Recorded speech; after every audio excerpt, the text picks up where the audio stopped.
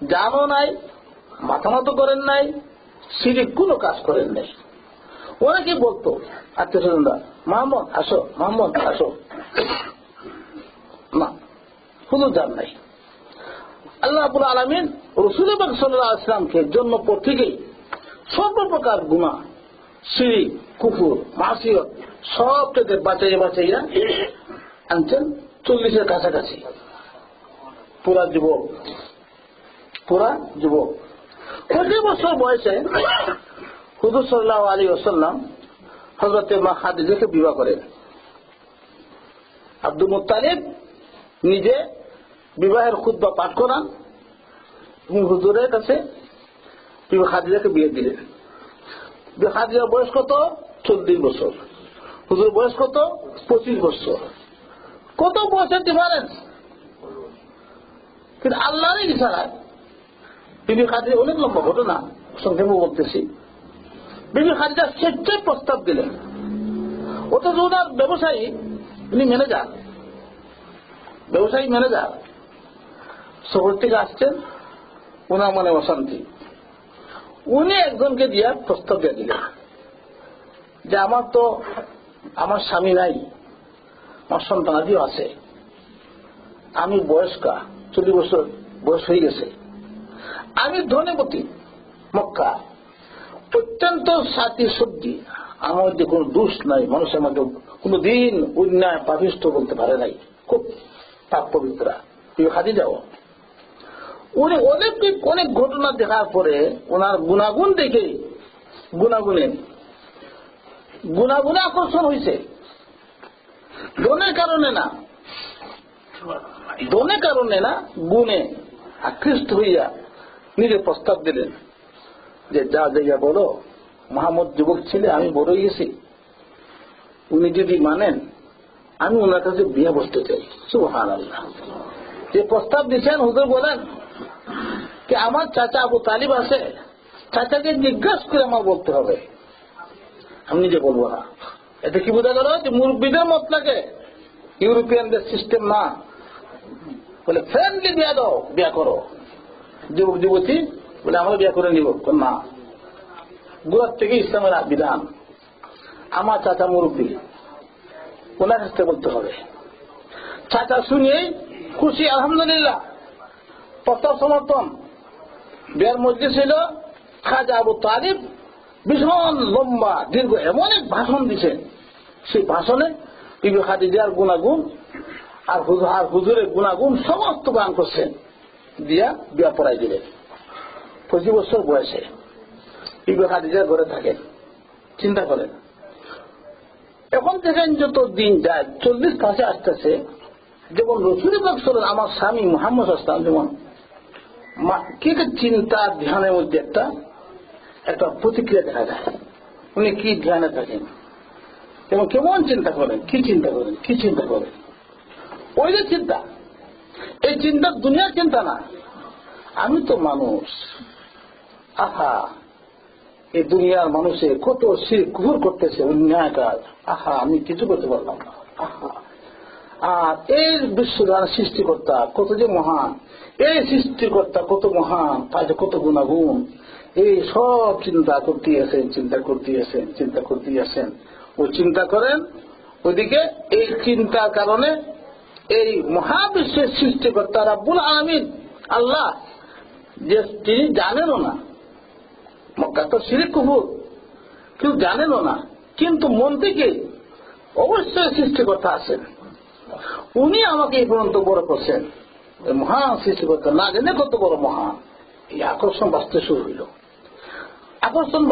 হইল, এদিকে স্বপ্ন শুরু হইল, এদিকে রাস্তায় সালাম, আসসালামু আলাইকুম শুরু হইল। ঠিক এই মুহূর্তেই রাসূল পাক সাল্লাল্লাহু আলাইহি ওয়াসাল্লাম আল্লাহর প্রতি আকর্ষণ এত বৃদ্ধি পাইল, বললেন খাদিজা, আমার কিছু রসদ দাও, আমাকে একটা তুষকের মধ্যে মুশকে পানি দাও, কিছু খিজুর আমাকে দাও। বলে আপনি কি করবেন? বলে আমার দাদা আব্দুল মুত্তালিব গাড়ে হেরা পাহাড়ে একটা ছোট করতো, পাহাড় উঁচা, ওইখানে আমার দাদাও ধ্যানে বসতেন। আমার মনে হয় নির্জনে ধ্যানে বসে মনটা সান্ত্বনা দেয়। সুবহানাল্লাহ, ওই আকর্ষণ বাড়তেছে। আমার মনে চায় একবার সমাজ থেকে বিচ্ছিন্ন হইয়া পাহাড়ের চূড়াতে বসা আমার সৃষ্টিকর্তার আমি ধ্যান করতে থাকি। ওই ধ্যানকে আমার মজা লাগে, ধ্যানকে আমার মজা লাগে। তো ঠিক আছে, হযরত মাহাদিজা বলেন কোন সময় আমি নিজে এই মুসক ভরা পানি ছোট্ট ছেলের মধ্যে খেজুর লইয়া আমি নিয়া ওই গাড়ে হেরাতে ওনার কাছে দিয়ে আসছি। উনি একাধারে কোন সময় 10 দিন 12 দিন 15 দিন 20 দিন ওইখানে ধ্যানে থাকেন। কিসের ধ্যান? উনি নবী এখন হন নাই, ইবাদত বলতে কিছুই জানেন নাই, কিন্তু এতটুকু বুঝছেন যে মহান সৃষ্টিকর্তার এই সৃষ্টি, আল্লাহ আল্লাহ কত মহান, আল্লাহ কত মহান, আল্লাহ কত মহান, আল্লাহ আমার সৃষ্টি করছে, আল্লাহ কত মহান। এই আকর্ষণ, এই যে আকর্ষণ বাক্য শুরু হইল, এটা আল্লাহ পক্ষ থেকে সৃষ্টি করা হয়েছে। এই ওই খাতার এখানে বলতেছেন فكان لا يرى رؤيا الا جاءت مثل فلق الصبح। স্বপ্ন যা দেখতেন 6 মাস যা দেখছেন যেমন সকালবেলা শুভ সাজে ঘুরে পড়ে একবারে সত্য যে সূর্য উদয় হবে, এইরকম একেবারে ধ্রুব সত্য স্বপ্নগুলি আমি দেখতাম। সুম্মা হুব্বিবা ইলাইহিল খালা, আল্লাহর পক্ষ থেকে আমার অন্তরের মধ্যে নির্জনতা আল্লাহ দান পান করলে মনে খালি চায় এবার সময় ভালো লাগে না, খাদিজা আমার ভালো লাগে না, আমার ভালো লাগে না, আমার একটা মুঠো পানি দেব আর কিছু খেজুর দেব, আমি চলে যাই কোন জায়গায় যেখানে আমার দাদা বসে বসে আল্লাহর ধ্যান করতেন, ওইখানে আমি চলে যাই। যে কোন জায়গা? গারে হেরা। তো বলেন ওকানা ইয়াকুলু বিগারে হেরা, রাসূল সাল্লাল্লাহু আলাইহি ওয়াসাল্লাম গারে হেরার মধ্যে নির্জনতায় বসতেন। ইয়াকুলু খিলওয়াত, নির্জনতা অবলম্বন করতেন। ফায়াতাহান্নাসু ফীহি, উনি ও নির্জনতার ভিতরে আল্লাহ ইবাদত করতেন। তো প্রশ্ন হইল উনি তো কিছুই জানেন না। মক্কা শরীফ আপনার বহুত পূর্ব থেকে ওইখানে কোন নবী রাসূল আসেন নাই, তাম শিরক আর কুফরে ভর্তি। উনি ইবাদত কি করে করবেন? একটা প্রশ্ন না? এই প্রশ্নের অনেক জবাব, একটা যাবে সুন্দর জবাব। আল্লাহ যাকে রসুল বানাচ্ছেন, আল্লাহ পাকে আল্লাহ তার রসুলের অন্তরে দিয়ে দিচ্ছেন যে অমুক অমুক কাজ, অমুক অমুক চিন্তা, এটাই ইবাদত। আল্লাহর পক্ষ থেকে ইলহামি ভাবে রসুলের অন্তরের মধ্যে ভাব সৃষ্টি করে দিচ্ছেন যে ওইটা করলে ইবাদত হয়, যে সবচেয়ে বেহতরিন জবাব।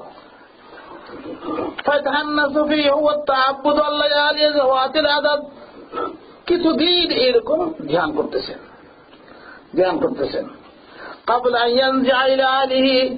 ওই যখন নিয়ে যেতেন যে খেজুর আর পানি, এখন এখানে 10 দিন 15 দিন 20 দিন চলে গেছে, হঠাৎ মনে চেয়েল এখন দুই খাদিজা জানি কি করেন, জিজ্ঞাসা করে আসি। তখন আবার ফেরত আসলেন বাসায়, ঘরে ফেরত আসলেন।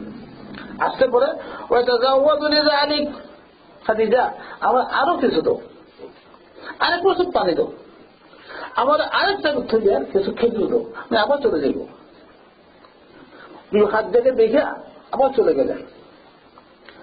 এরকম ভাবে কোন কোন সময় আছে যে হুজুর সাল্লাল্লাহু আলাইহি ওয়াসাল্লাম গারে হেরাত ধ্যানে বসা, বিবি খাদিজা নিজে গেছেন, নিজে। আরে ভাই আজকে 100 জন মুসলমান হয়েছে, চিন্তা করো।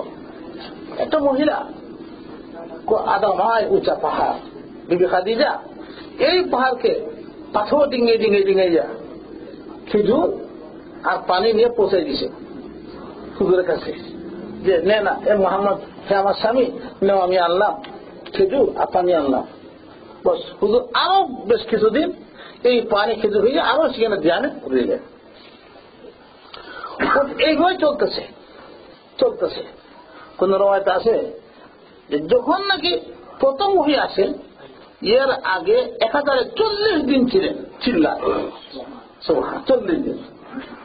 রওয়ায়াতটা দুর্বল, কিন্তু রওয়ায়াতে আছে যে 40 দিন 1000 যখন ছিলেন, ঠিক ওই 40 দিন পুরা হওয়ার মাথায় হাত্তা জাহুল হক, 40 দিন ধ্যানের মধ্যে কাটাইছেন ওই গারে হেরা।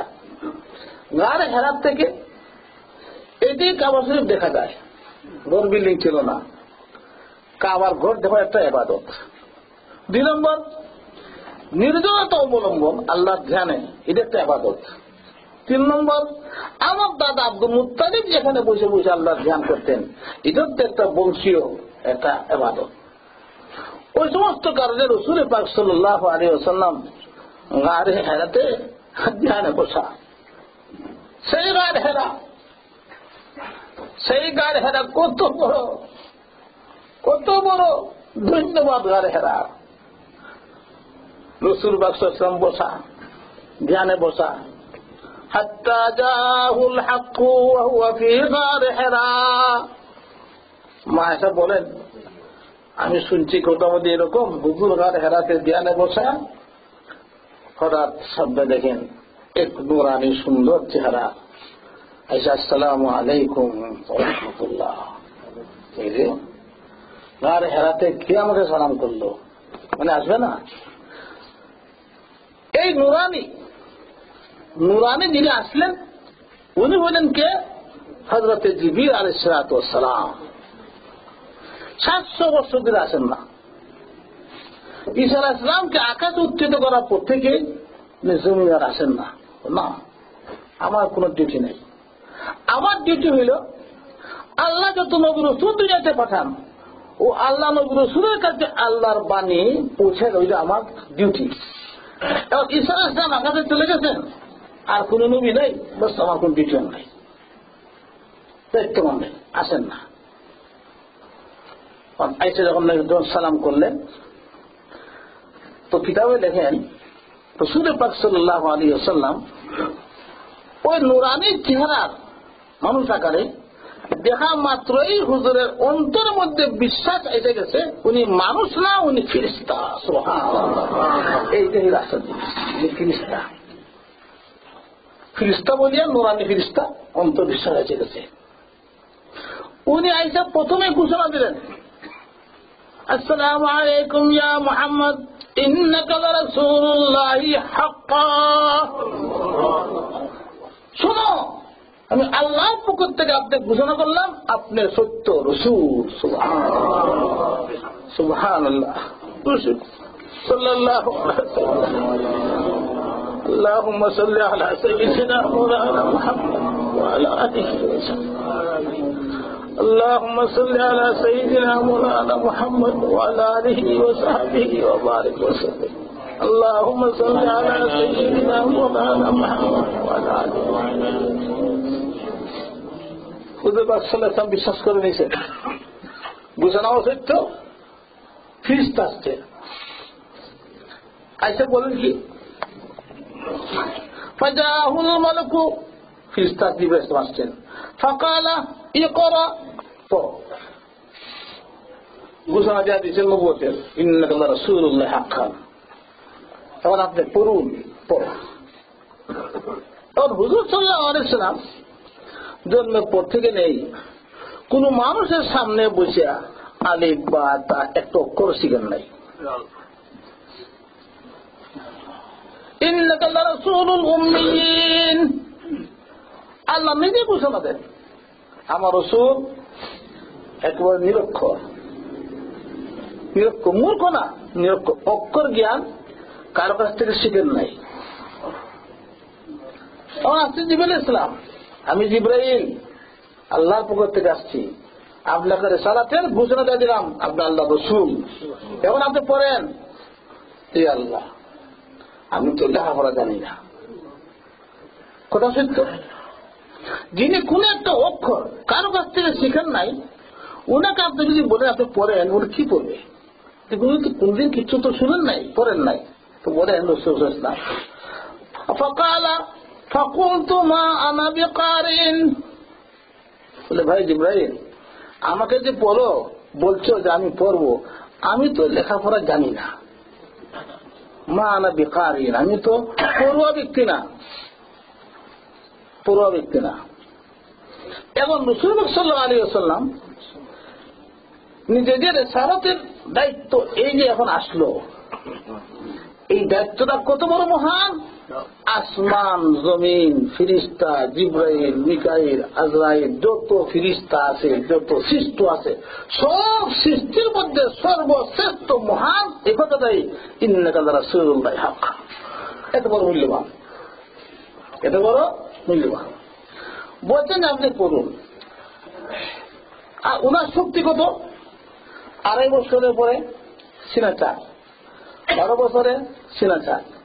আবার এখানেও কথা রয়ে গেছে, উনি আইসা রেসালাতের ঘোষণা শুনবার আখ্যান আইসে আবার ইশারা করছেন, ইশারা করে সিনা চাক করছেন। সিনা চাক করে বললেন যে আপনি আল্লাহ সত্য রাসূল, আপনি পড়েন, আপনি পড়েন। এবং এতবার হার্ট অপারেশন কেন?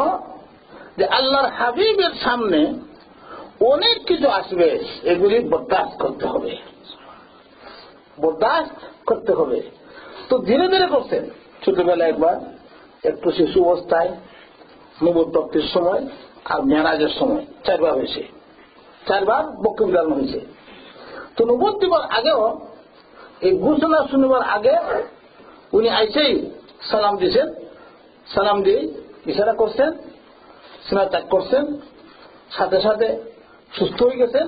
আর শুনাই দিলেন ইয়া মুহাম্মদ ইন্নাকা লারাসূলুল্লাহি হাক্কা, নাও আমি আল্লাহর পক্ষ থেকে আপনাকে এই মুহূর্তে ঘোষণা দিলাম, আপনি সর্বশ্রেষ্ঠ মহান রাসূল মুহাম্মদ সাল্লাল্লাহু আলাইহি ওয়াসাল্লাম ঘোষণা দিলাম।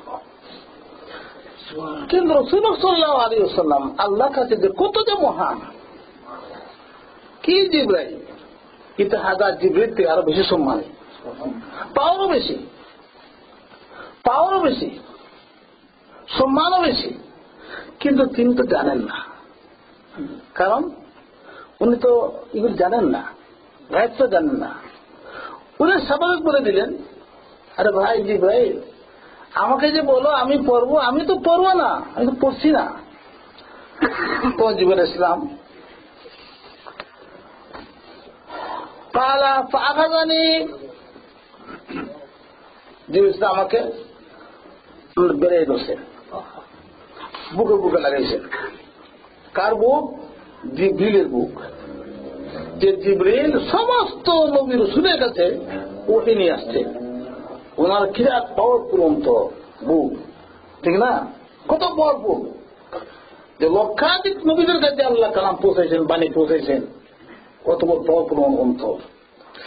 আর হুজুর সাল্লাল্লাহু আলাইহি সাল্লাম মাত্র এখন নবুয়তি পাইলেন, ঘোষণা শুনলেন, বুকে বুক লাগাইছেন, বলছেন যে চাপাই করছেন। ফাকাত্তানি, এমন চাপা দিয়েছেন, হাত্তা বালাগা মিন্নিল জুদু, এমন চাপাইছেন যে ইস, মনে হয়েছে আমার সমস্ত শক্তি একবারে নিঃশেষ হয়ে গেছে, এমন চাপাই করছে। দিয়ে ছেড়ে দিলেন, ছেড়ে দিয়েছেন। সুম্মা আরসালানি ফাকালা ইকরা, আবার বলেন আপনি পড়ুন, এখন পড়ো, এখন পড়ো। ফাকুলতু মা আনা বিকারিন, না আমি তো পড়া জানি না, পারি না। শুধু আবার এক কথা বললেন যে আমি তো পুরম ব্যক্তি না, লেখাপড়া আমি তো পড়ছি না। আচ্ছা, ফাআখাযানি ফাকাত্তানি সানিয়া, দ্বিতীয়বার আবার কুড়ি ধরলেন, খুব চাপা দিলেন, দিয়া সুম্মা আরসালানি, আবার ছেড়ে দিলেন। যে আবার বললেন ফাকাল ইকরা, এখন পড়েন।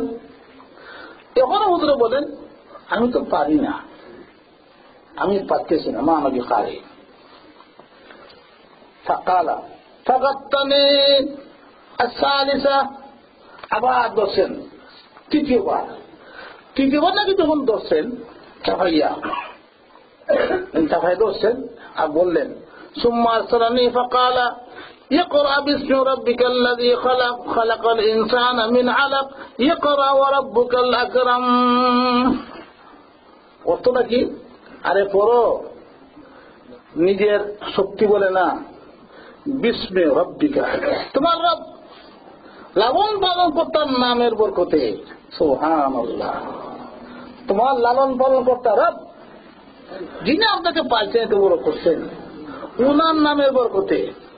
আচ্ছা, আর কি? আল্লাযী খালাক, তিনি সৃষ্টিকর্তা, সৃষ্টি করছেন, আল্লাহকে সৃষ্টি করছেন। খালাকাল ইনসানা মিন আলাক, সমস্ত মানুষকে আল্লাহ পাকে জমাট রক্ত থেকে সৃষ্টি করছেন। মানুষে কিছুই জানতো না, জমাট রক্ত, সুন্দর মানুষ বানাইছেন।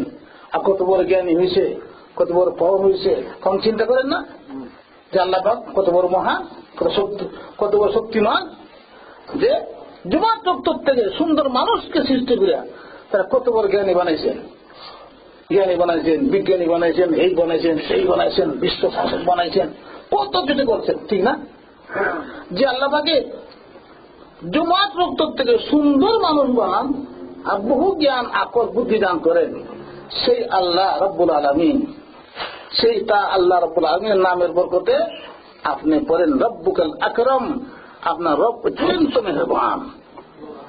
পুরো আয়াত, 4টা আয়াত বললেন। এই হল সর্বপ্রথম ওহীর আয়াত নাযিলের ঘটনা। এখানে আপনাদের আমাদের বোঝার বিষয় হল রাসূল পাক সাল্লাল্লাহু আলাইহি সাল্লামকে জিবরিল আলাইহিস সালাম 3বার কেন দাবাইয়া ধরলেন? এই 3বার বিষয়টা কি? হুজুরে কিছু বলেন নাই। হুজুরের এক জবাব, আমি লেখাপড়া জানছি না। ভাই জিবরাইল, আমি তো লেখাপড়া চিনি না, আপনি বলেন পড়বো, আমি তো কোনদিন কোথাও আমি গেছিলাম তো স্কুলে মক্তবে, দেখুন স্বাভাবিক জবাব।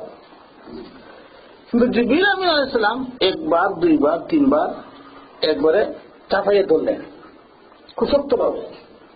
এই ঘটনার রহস্যটা কি? এই রহস্য ব্যাখ্যার মাঝে উলামায়ে কেরাম যার যার মেধা আছে, মেধা গবেষণা, ওকে অনেক উত্তর দিচ্ছে। একটা হলো এরকম জবাব, দেখেন আমি হইলাম জিবরাইল, আমি আয়না, আমি হইলাম আয়নার মধ্যে। আয়নার মধ্যে মানুষের সামনে পেশ করলে সে দেখবে আয়নার মধ্যে সে কেমন, হ্যাঁ সে কেমন। মনে করেন একটা মানুষ অতি সুন্দর, খুব সুন্দর, নিজে সুন্দর, কোনদিন যদি গ্লাসের সামনে দাঁড়ায় না, দেখে না, তো সে কি সুন্দর করে বুঝবে? বুঝবে? বুঝবে না যে সুন্দর, কারণ নিজের চেহারা নিজে দেখে না। মানুষকে দেখে কিন্তু চোখ নিজেকে দেখে না। ও সুন্দর মানুষ কোনদিন গ্লাসের সামনে বসে নাই, এই যে এত সুন্দর সে তো কোনদিন বুঝেও নাই। একটা ঘটনা দেখেন, একবার এক ব্যক্তি জঙ্গলে গেছে, একটা বাঘের বাচ্চা রয়েছে, এটা ধরে নিয়েছে। বাঘের বাচ্চা ধরে আইনা তার ছাগলের ফাল ছিল, ও ছাগলের ফালের সাথে এই বাঘের বাচ্চা ফালে, এমন সে ফালতে ফালতে পক্ষে কিছু বলেছে। এখন ছাগলের ফালে বাঘের বাচ্চা লালিত পালিত হয়েছে। এখন ছাগলে বেবে করে, বাঘের বাচ্চা বেবে করে। যখন তারা ছাগলটা ঝগড়া করে সিং দিয়ে গুতায়, তো এর সঙ্গে ঝগড়া হয়, সে সিং দিয়ে গুতায়, তার তো সিং নাই, তখন তো অন্যান্য বকরি আর দুধ পায় না, আর তারা যখন গুতা যায় এর দুধ পায়।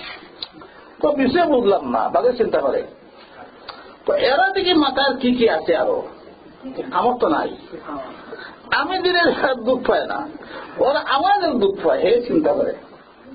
কিন্তু নিজে যে বাঘের বাচ্চা সে কোনদিন সে বুঝতে পারে নাই, সে তো ছাগলের সাথে তার লালন পালন হয়েছে।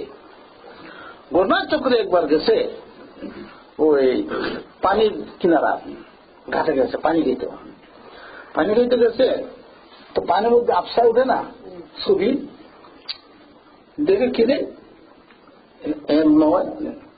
আমার ফটো দেখা যায় পানির ভিতরে। এই ফটো তো ছাগলের না, এটা তো ছাগলের যে নমুনা, এ তো ছাগলের ফটো না, এ তো সিং দেখা যায় না।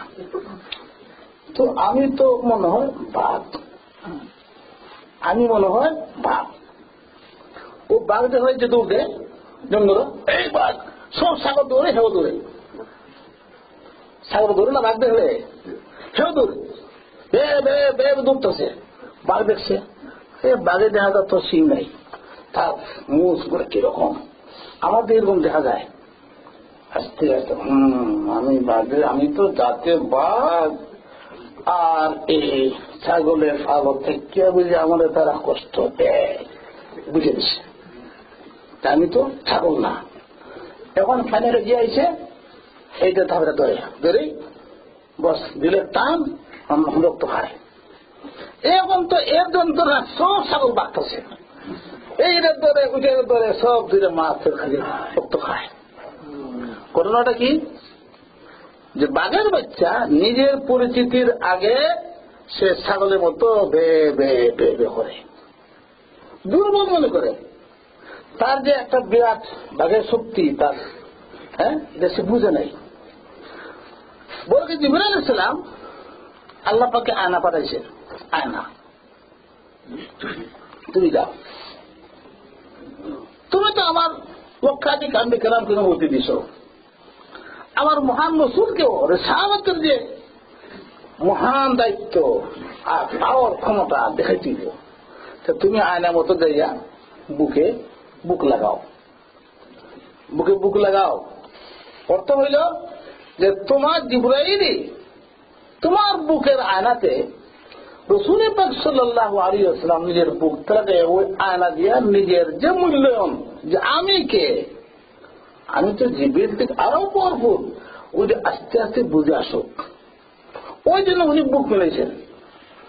তুমি বুক মিলাইছেন, এখনো কিন্তু হুজুর সাল্লাল্লাহু আলাইহি ওয়াসাল্লাম নিজের জিবরাইল থেকে আরো পাওয়ারফুল এক ডাকা আইছেন, দেখতেছেন তো যেমন সহজ করতেছেন না, সহজ করতেছেন না। তো একবার দুইবার তিনবারের সময় ফুললে বুঝে আসছে যে আমি তো শুধু সাধারণ মানুষ না, ওকে সুবহানাল্লাহ, আমি তো সাধারণ মানুষ না। আল্লাহ রাব্বুল আলামিন আমাকে সৃষ্টির থেকে আমাকে এমন একটা শক্তি দান করছেন যে আমার শক্তির সামনে জিবরাইলও আমার থেকে অনেক নিচে। যখন বুঝে আসছে তখন হুজুর সাহেব নিজে পড়তে শুরু করলেন, ইকরা বিসমি রাব্বিকাল্লাযী খালাক, খালাকাল ইনসানা মিন আলাক, ইকরা ওয়া রাব্বুকাল আকরামুল্লাযী আল্লামা বিল কলম, আল্লামাল ইনসানা মা লাম ইয়ালাম। ওমর ঘর পড়তে শুরু করলেন।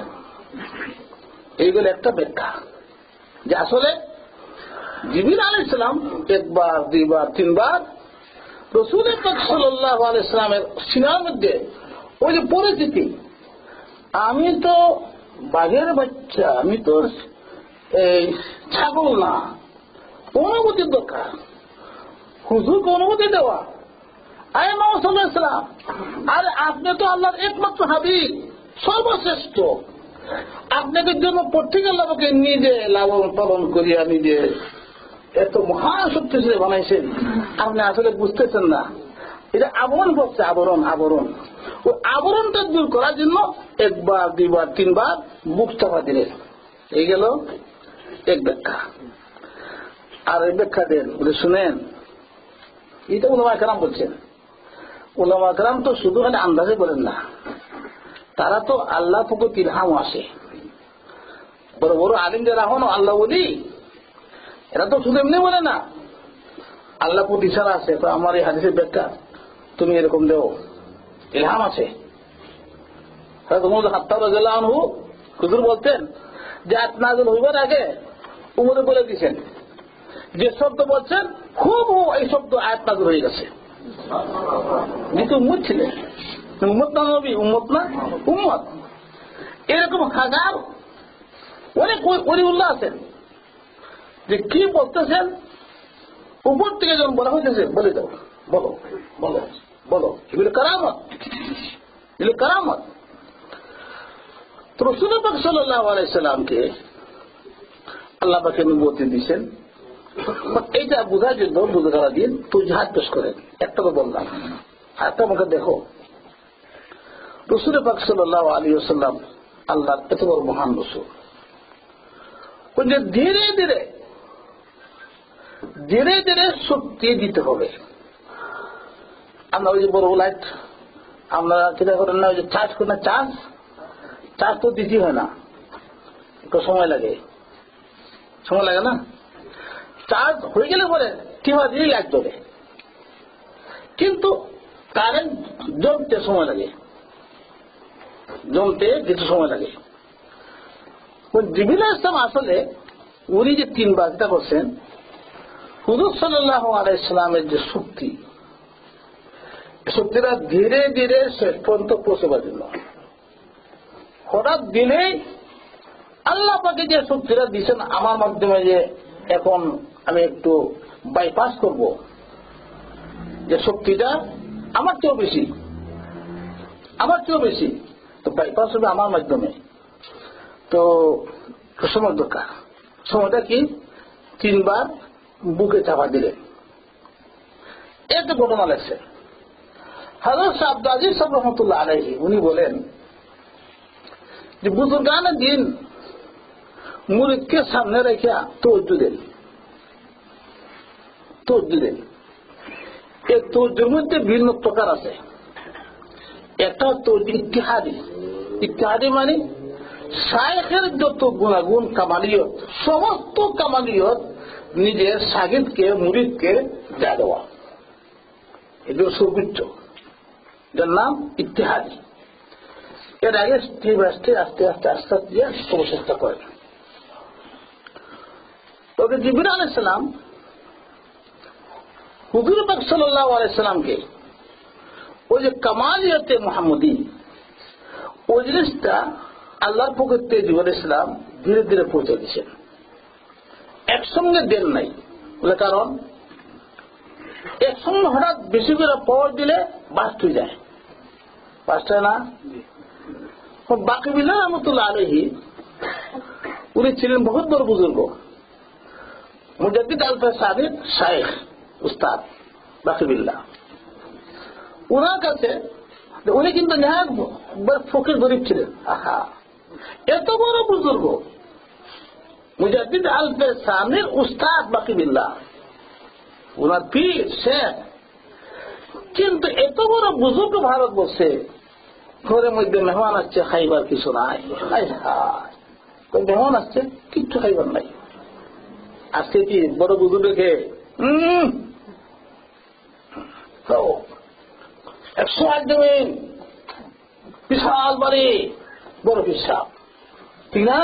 এটা বল বাকিবিল্লাহ এত বড় বুজুর্গ ভারতবর্ষে, মেহমান আসছে, আল্লাহ খাইবার কিছু নেই।